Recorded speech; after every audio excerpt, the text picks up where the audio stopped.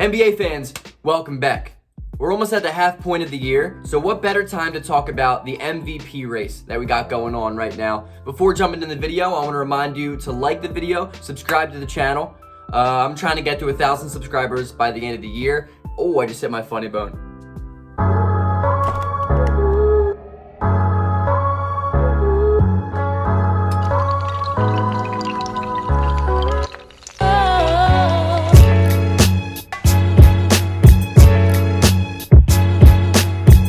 I'm going to just go straight from 1 to 5, talk about each player a little bit, give the reasons of why I have them where they're at. Starting at number 1, Joel Embiid.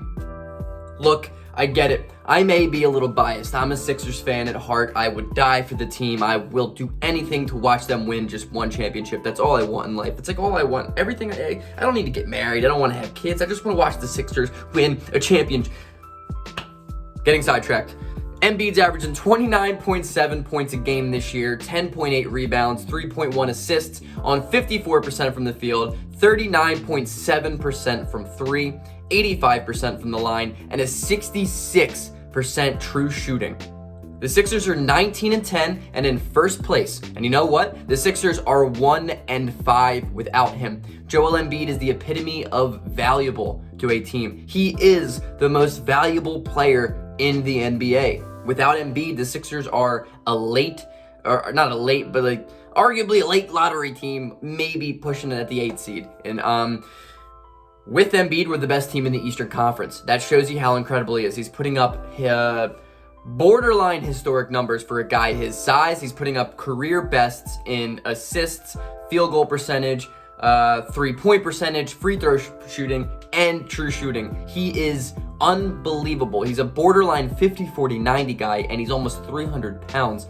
Joel Embiid's emergence from the mid-range this year has made him unstoppable in the post. And the fact that Doc Rivers is using him in the post more than he has been used in his previous seasons under Brett Brown is why he's so good.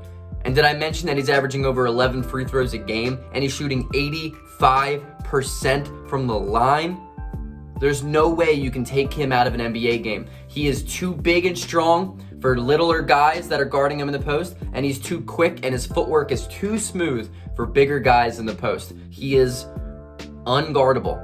He's a matchup nightmare. There is not a single player in this league that can cover Joel Embiid. Number 2, I have my favorite player of all time, LeBron James. LeBron James is averaging 25.9 points a night, 8.2 rebounds, 7.9 assists on 51% from the field, 37.2% from 3, and 70.4% from the line, while shooting 60.1% true shooting.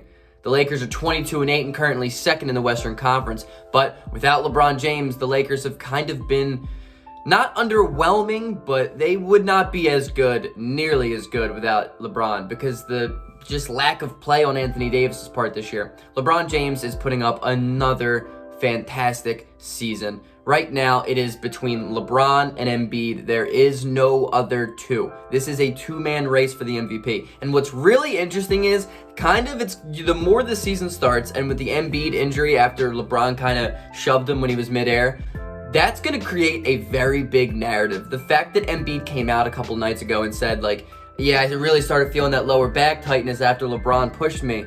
I'm paraphrasing him, but that is extremely interesting. That's going to create a very divided narrative between the two fan bases, and I'm already enjoying it, and I'm only going to further enjoy it when this goes on. LeBron James at number 2. So number 3 and 4 for me are very, very close. I'm going to just shoot them out at the same time because they're borderline tied. Right now, I have the edge to Steph Curry at 3. He's averaging exactly 30 points a game, 5.3 rebounds, 6 assists, 49% from the field, 42.5% from 3, which is insane, and 93.5% from the line on 66.1% true shooting. The Warriors are 16-13, and without Steph, this team is you know what this team is. Look at the thing last year. They got James Wiseman with the number 2 pick. The Warriors are not good.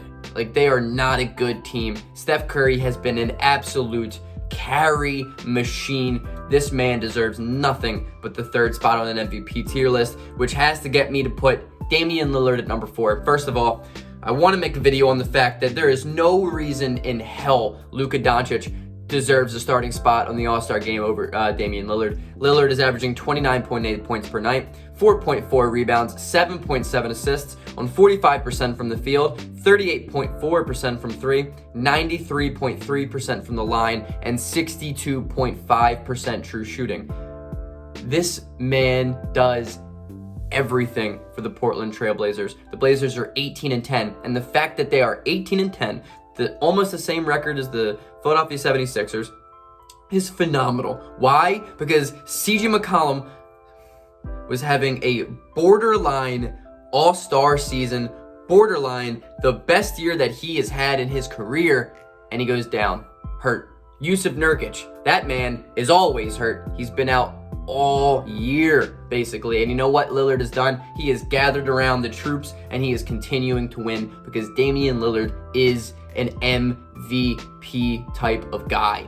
That man is unbelievable. Doesn't really help his case that Ben Simmons, contained him to be 1 of 11 from the field in the last 3 quarters of the Sixers-Blazers game, and the fact that he got absolutely shut down by Ben Simmons. But Ben Simmons is the best defender in the NBA, so you can't even take that on Dame. Dame coming in at number 4. Now, number 5, you know what? Maybe it's controversial because this guy's arguably putting up the best statistics out of everyone. Nikola Jokic. Nikola Jokic is averaging 27.5 points per night, 11.1 rebounds, 8.6 assists, 57% from the field, 40% from 3, and 87.1% from the free throw line on 65.6% true shooting. That's phenomenal. He's a borderline 50-40-90 guy, and everything on that offense runs through him. But the Nuggets kind of suck. They're 15-13. They're extremely underwhelming. They had a better year last year. This team hasn't improved at all. The loss of Jeremy Grant's been very glaring. The loss of a lot of what that team had in heart last year is glaring. Look at them in the Utah Jazz. The Utah Jazz and them borderline the same place, right?